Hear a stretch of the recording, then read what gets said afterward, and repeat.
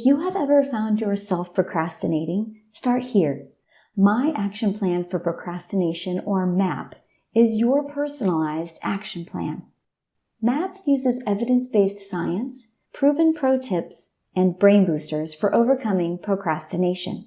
MAPP will help you get started, stay focused, and keep learning. This video presents MAPP 2, Stay Focused. Most of us who procrastinate are usually quite motivated and don't have issues with time management. Then, we inevitably take a class we don't like or that's more difficult than any class we've taken before, and we lose our focus. And no amount of effort or willpower can stop us from wanting to give in to feel good, even if feeling good turns into trying to feel less guilty for procrastinating. Evidence-based science found students who procrastinated weren't off having fun, but were instead doing household chores or other homework to relieve their guilt for putting off what they should be doing. Yet, the relief is still so great that it's like a reward for procrastination, and rewarded behavior is often repeated behavior. So procrastination can become a hard habit to break. Use MAPP 2 to break the habit of procrastination. To start, take your future self into consideration.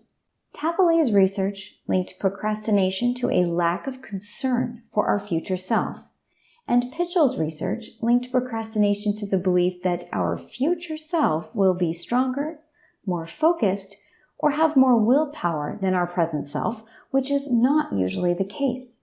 He advises us to muster up the will today to act on our intentions so as not to burden our future self. And Tabelet also advises us to have empathy for our future self.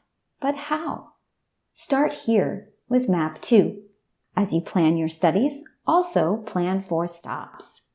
Whenever the mind is focused for long stretches, whether that focus is on the road, on work, or on our studies, the brain needs breaks.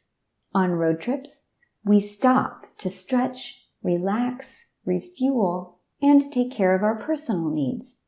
Even after a 5 or 10-minute stop, we can return to the road refreshed and ready. The key here is not to just stop whenever the road gets rough, but as a regular routine, so even when the road is clear, and you will be much better able to keep your focus. Evidence-based science on how the brain learns found that to solve problems and think creatively, the brain needs time in a focused mode and time in an unfocused or diffuse mode. In the focused mode, you read, write, observe, and think. You supply the brain new information. In the focused mode, this new learning follows the patterns in the brain that are there from previous learning, using existing ideas to make sense of the new learning. Then, in the diffuse mode, the new learning travels away from existing patterns to create new pathways in the brain, forming new connections, leading to new ways of thinking and new ideas.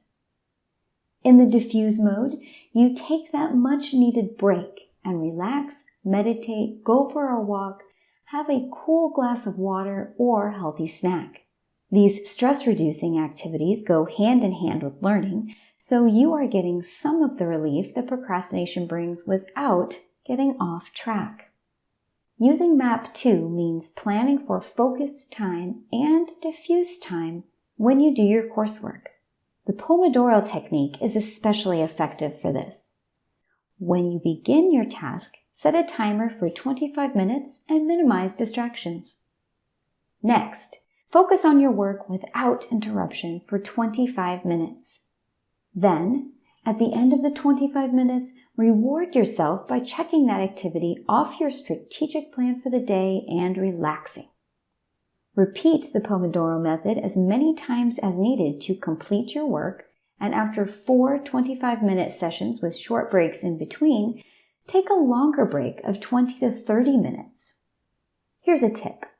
When you schedule a number of Pomodoro sessions in a row, rather than work on the same task during each session, interleave 2 or 3 tasks to increase learning. Here's what I mean. If you plan to study for 3 hours, comprised of 6 25-minute study sessions, and you have 3 tasks to work on, instead of spending the first 2 sessions doing one task, your next 2 sessions doing another, and your final 2 sessions doing the last, interleave them so you can work on a different task during each session. First, work on one, then another, and the other, and then go back to the first and repeat. Evidence-based science on how the brain learns shows that along with the spaced repetition of practicing something repeatedly in spaced sessions, interleaving promotes long-term learning. When using MAPP 2, try these brain boosters. Exercise is a diffuse mode activity that is very conducive to learning.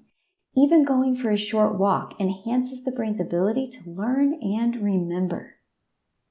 Changes of scenery by first studying in one room and then moving to another room or even outdoors to study also improves the brain's ability to concentrate and retain what you have learned.